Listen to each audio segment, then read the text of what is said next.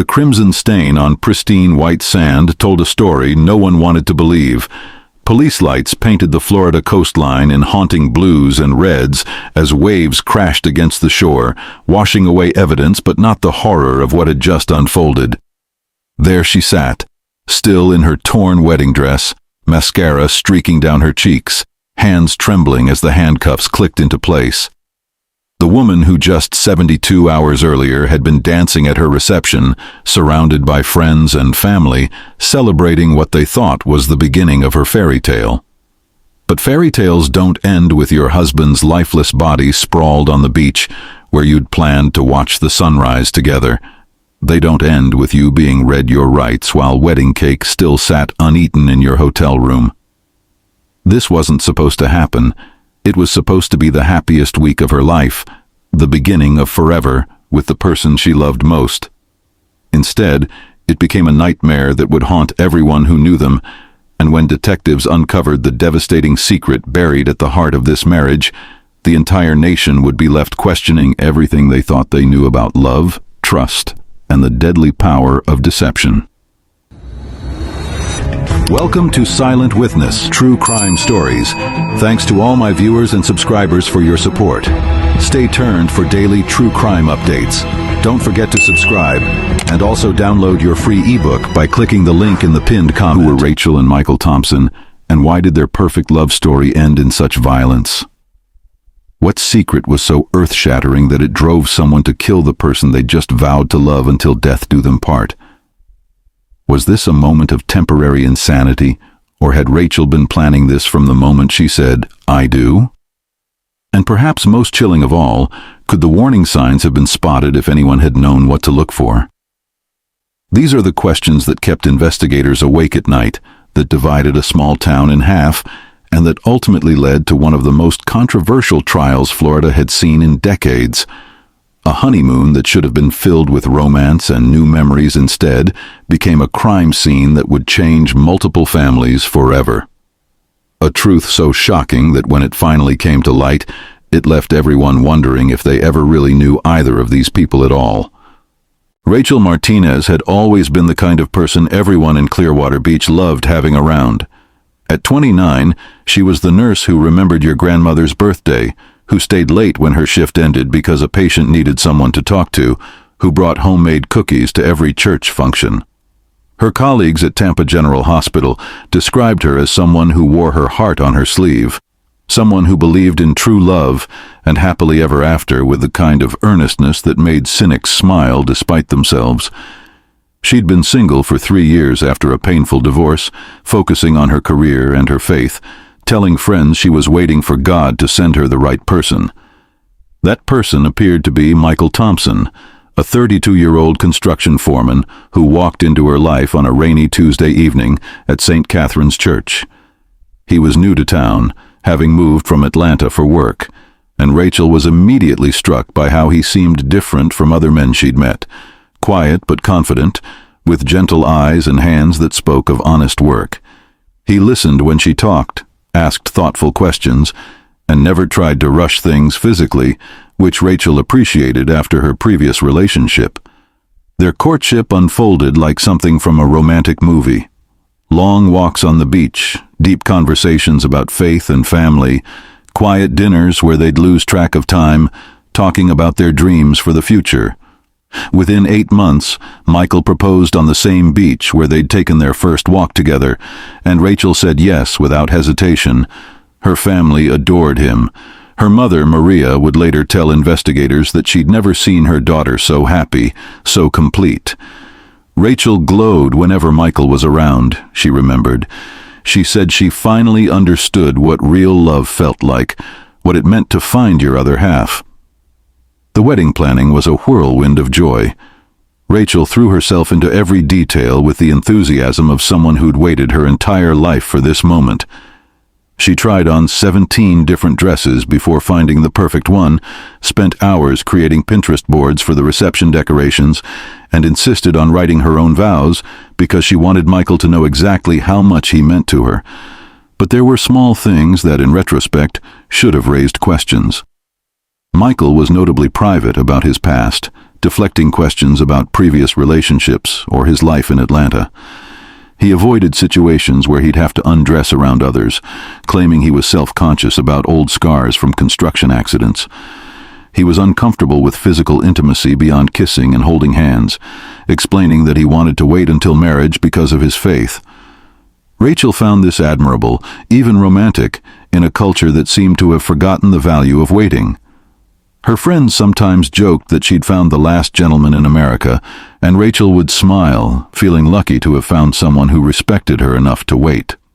The wedding day itself was everything Rachel had dreamed of. 200 guests filled St. Catherine's Church on a perfect Saturday morning in March. Rachel looked radiant in her grandmother's pearls and a dress that made her feel like a princess. Michael, handsome in his navy blue suit, cried when he saw her walking down the aisle. Their vows were heartfelt and deeply personal, promising to love each other through whatever challenges life might bring, to be honest and faithful, to build a life together based on trust and mutual respect. The reception at the Bel Air Beach Resort was magical. The couple danced to At Last by Etta James, and everyone watching agreed they'd never seen two people more perfectly matched. They left for their honeymoon in Key West the next morning, driving down in Michael's pickup truck with the windows down, singing along to the radio like teenagers in love. Rachel had planned every detail of their 3-day getaway, booking a suite at a boutique hotel with a view of the ocean, making reservations at romantic restaurants, even arranging for champagne and roses to be waiting in their room. She'd dreamed about this trip for months, imagining lazy mornings in bed, long walks on the beach, intimate dinners where they'd talk about starting their family. She had no idea that in less than 72 hours, she'd be sitting in a police station, her hands still stained with her husband's blood, trying to explain how love had turned to murder so quickly. The first night in Key West passed like a dream. Rachel and Michael checked into their hotel suite overlooking Mallory Square, where tourists gathered each evening to watch the sunset. They shared a bottle of wine on their balcony, Michael's arm around Rachel's shoulders as they watched the sky turn pink and gold over the Gulf of Mexico. They went to dinner at a seafood restaurant Rachel had researched for months, holding hands across the table as they talked about their future, about the house they wanted to buy, about the children they hoped to have. Michael seemed relaxed and happy, more so than Rachel had seen him in weeks leading up to the wedding. But something shifted on the second day. Rachel noticed it first at breakfast when she suggested they spend the day at the beach. Michael seemed uncomfortable with the idea, claiming he'd forgotten to pack sunscreen and didn't want to burn. When Rachel offered to buy some at the hotel gift shop, he became almost agitated, insisting they should spend the day exploring the town instead. She agreed, wanting to keep the peace, but she couldn't shake the feeling that something was wrong. That afternoon, while walking through the historic district, Rachel tried to take a selfie of them together, but Michael flinched away from the camera, mumbling something about not liking pictures. It was such a small thing, but it bothered her. They were newlyweds on their honeymoon. Shouldn't he want to capture these moments? The tension came to a head on their final evening. Rachel had planned a romantic dinner at a waterfront restaurant, followed by a midnight walk on the beach. Throughout dinner, Michael seemed distant, distracted, checking his phone repeatedly and giving short answers to her questions. When Rachel asked if everything was okay, he assured her he was just tired from all the wedding excitement. But his smile didn't reach his eyes, and for the first time since they'd met, Rachel felt like she was sitting across from a stranger.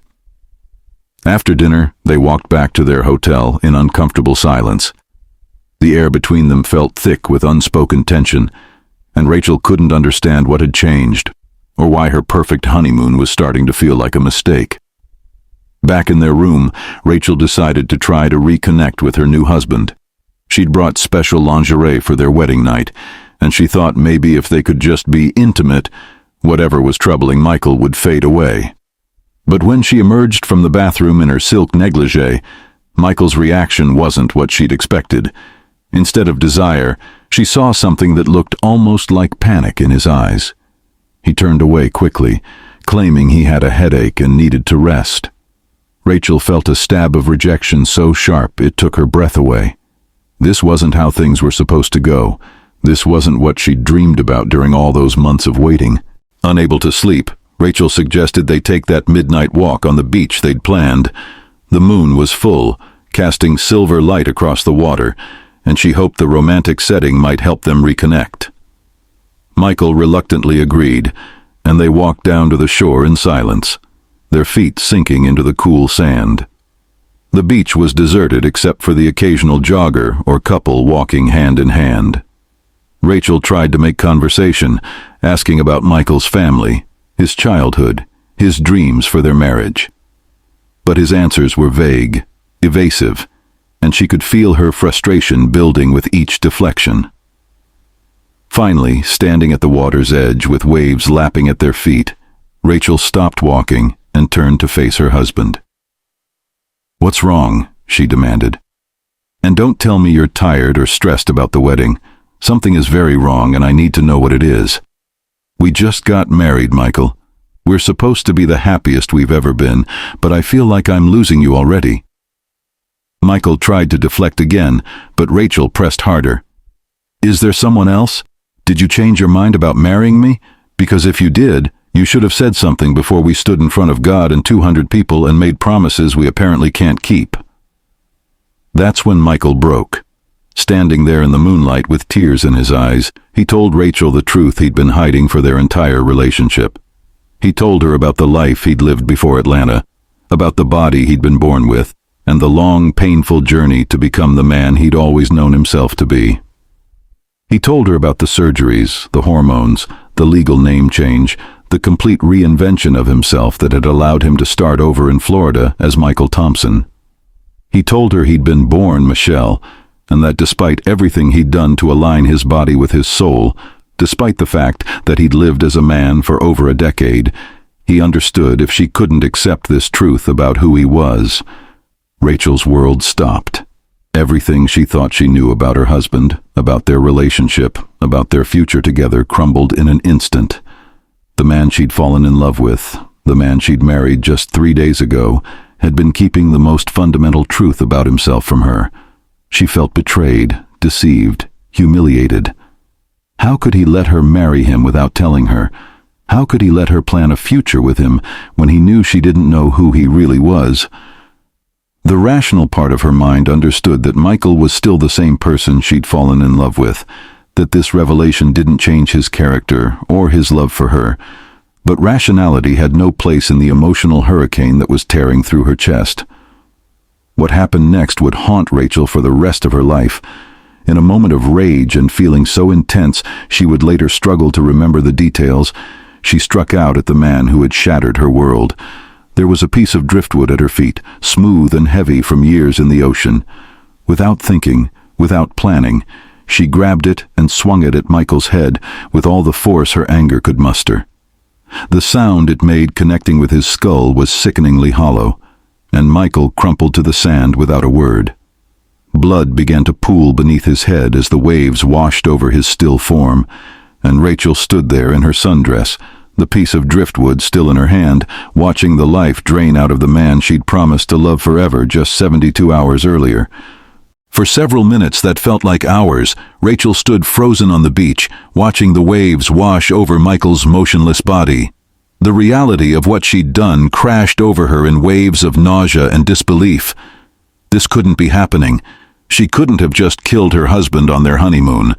But Michael wasn't moving, wasn't breathing, and the blood spreading across the sand was very real. Finally, her nursing training kicked in.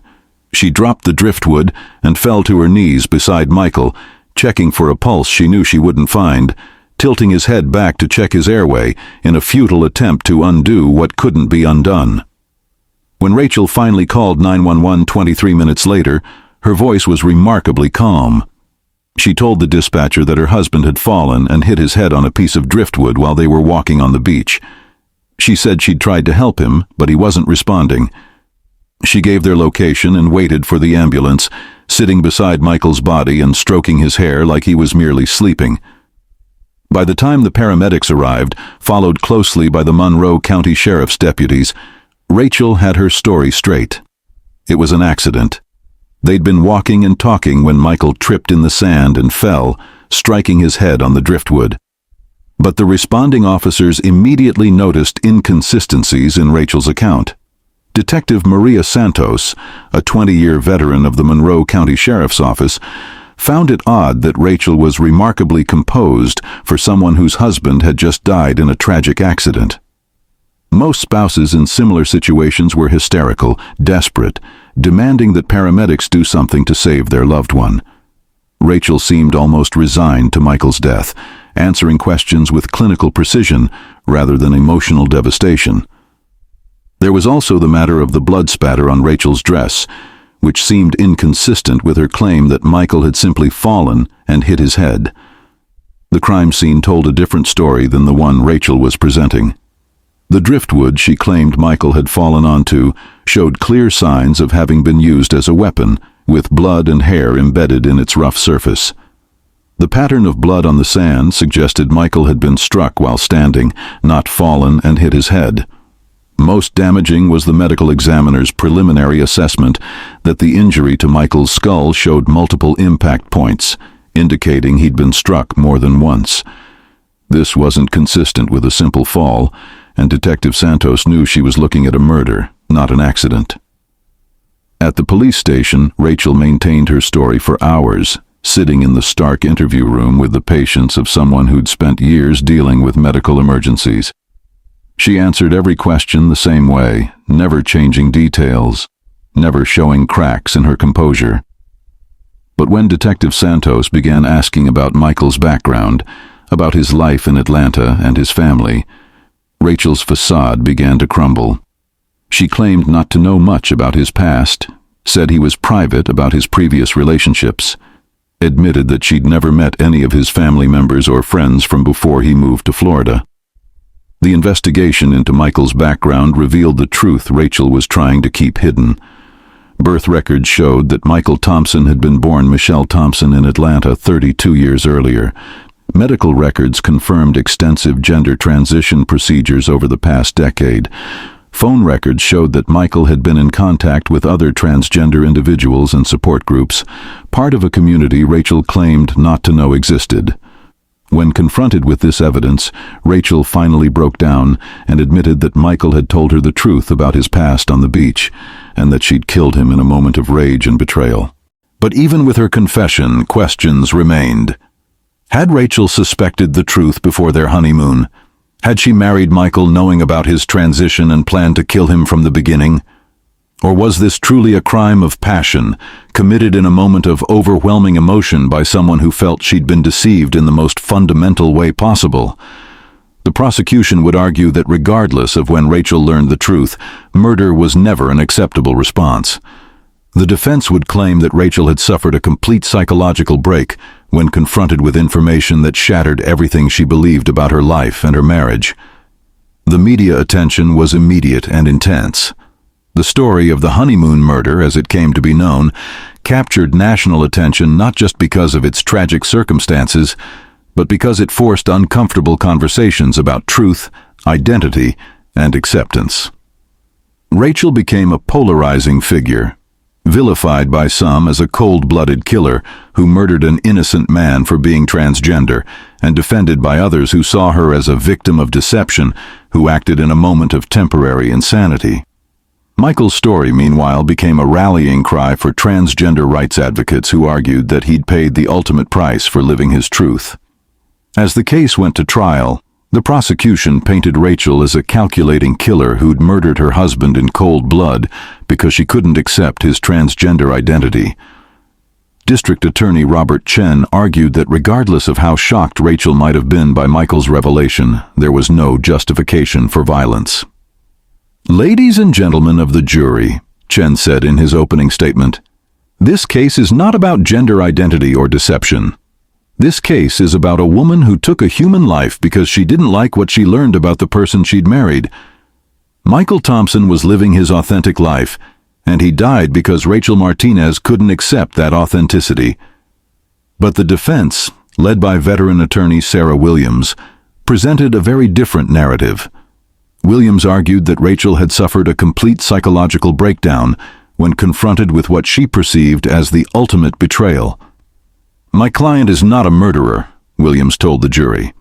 "She is a woman who discovered that everything she thought she knew about her life was a lie, and in a moment of devastating emotional trauma, she acted in a way that was completely out of character. This was not premeditated murder. This was the tragic result of a psychological break caused by circumstances no one should have to endure."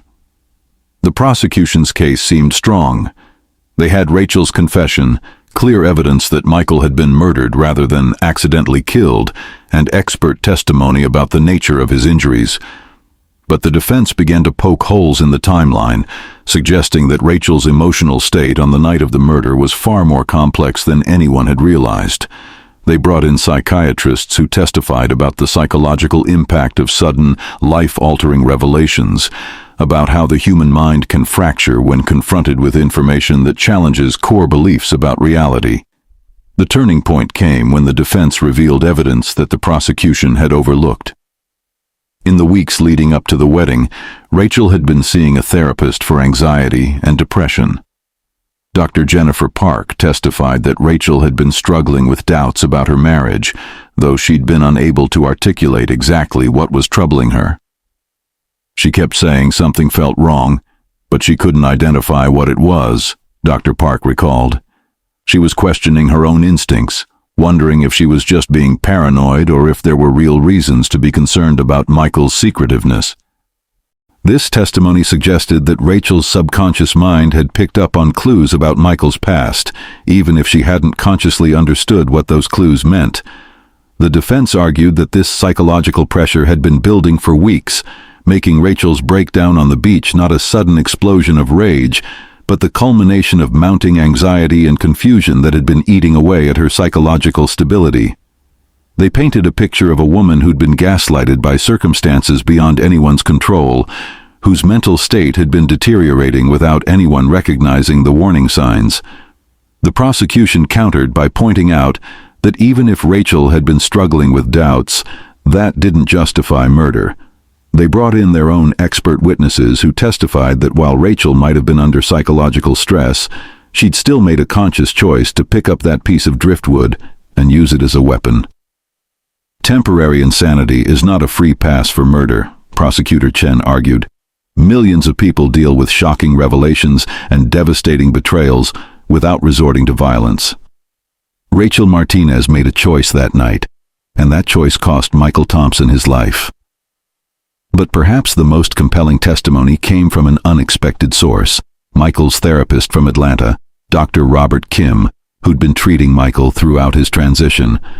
Dr. Kim testified about the courage it took for transgender individuals to live authentically, about the constant fear of rejection and violence they faced when revealing their truth to others. He spoke about Michael's specific fears about dating and marriage, about how he'd agonized over when and how to tell potential partners about his past. Michael was terrified of exactly what happened to him, Dr. Kim said, his voice breaking. He knew that revealing his transgender status could result in violence, but he also knew he couldn't build a marriage on lies. He was trying to find the courage to tell Rachel the truth, and that courage cost him his life.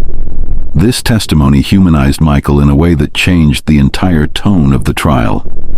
He wasn't a deceiver who'd tricked an innocent woman into marriage. He was a man struggling with an impossible situation, trying to balance his need for authenticity with his fear of rejection and violence. The jury was forced to grapple with the complexity of the situation, with the tragedy that had befallen both Rachel and Michael, with the question of whether anyone was truly to blame for the circumstances that led to that fatal night on the beach. After deliberating for 18 hours over 3 days, the jury returned with a verdict that surprised everyone involved in the case. They found Rachel Martinez guilty of voluntary manslaughter rather than first- or second-degree murder, acknowledging that while she'd caused Michael's death, she'd acted in the heat of passion without premeditation.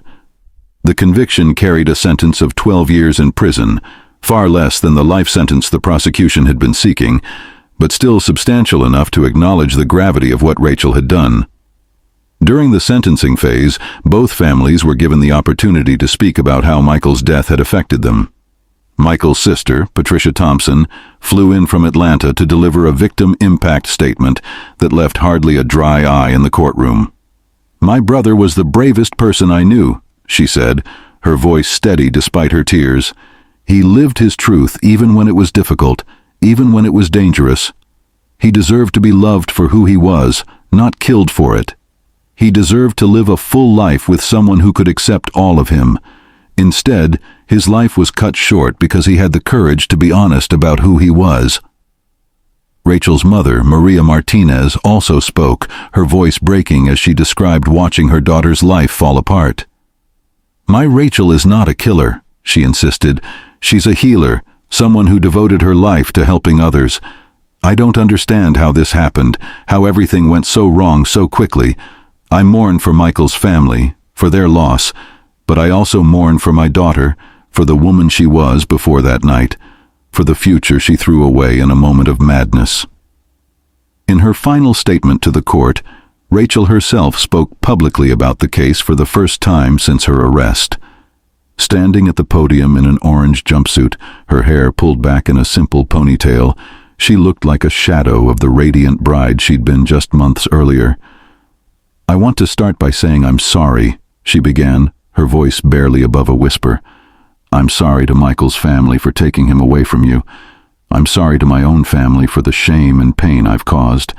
I'm sorry to everyone who believed in me, who thought they knew who I was, because I don't even know who I am anymore." She paused, struggling to maintain her composure. "I loved Michael. I know that's hard to believe given what I did, but I loved him more than I'd ever loved anyone. When he told me the truth about his past, I felt like everything I thought I knew about my life was a lie. I felt betrayed and deceived and humiliated, and I reacted in the worst possible way. But Michael didn't deserve to die because of my inability to handle the truth. He deserved better than me, better than what I gave him, better than how our story ended." The judge, the Honorable Catherine Mills, delivered a sentence that reflected the complexity of the case. "This court acknowledges that this case involves circumstances that are both tragic and unprecedented," she said. "The defendant's actions were inexcusable, but the court also recognizes the psychological trauma that contributed to her behavior. Michael Thompson deserved to live, to find love and acceptance, to build the life he'd worked so hard to create. His death is a tragedy that has affected not just his family and friends, but the entire community of individuals who struggle with issues of identity and acceptance." Judge Mills continued, "However, the court also recognizes that Rachel Martinez's actions, while inexcusable, arose from circumstances that challenge our understanding of truth, trust, and psychological trauma in intimate relationships. She reportedly received hundreds of letters, both supportive and condemning, from people across the country who'd followed her case. Michael's family established a scholarship fund in his memory for transgender youth, while Rachel's family largely withdrew from public life, struggling to reconcile the daughter and sister they'd known with the woman who'd committed such a violent act. 3 years into her sentence, Rachel was interviewed by a documentary filmmaker exploring the case. She appeared older, quieter, marked by her time in prison and the weight of what she'd done. When asked if she still felt justified in her actions, she was unequivocal. "There is no justification for what I did," she said. "I took a life. I took away someone's future, someone's dreams, someone's chance to find happiness and love. Michael deserved so much better than what I gave him, and I'll carry that guilt for the rest of my life." The case of Rachel and Michael Thompson remains one of the most discussed and debated crime cases of recent years, raising questions about truth and deception in relationships, about the rights of transgender individuals to privacy and safety, and about the psychological pressures that can drive ordinary people to commit extraordinary acts of violence. It serves as both a cautionary tale about the dangers of secrets in intimate relationships and a tragic reminder of the violence that transgender individuals face simply for living authentically. Most of all, it's a story about two people who loved each other but couldn't find a way to bridge the gap between truth and acceptance, between who we are and who others need us to be. As we reach the end of this tragic story, we're left with questions that have no easy answers.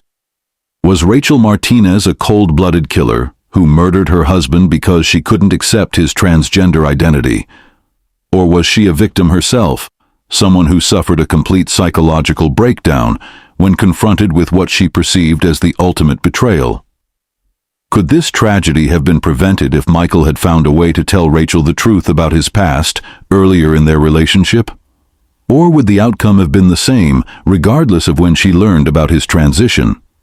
These are the questions that divided a community, that sparked national debates about truth and deception in relationships, and that continue to challenge our understanding of justice and accountability. Some argue that Rachel's sentence was too lenient, that she got away with murder because of societal prejudices against transgender individuals.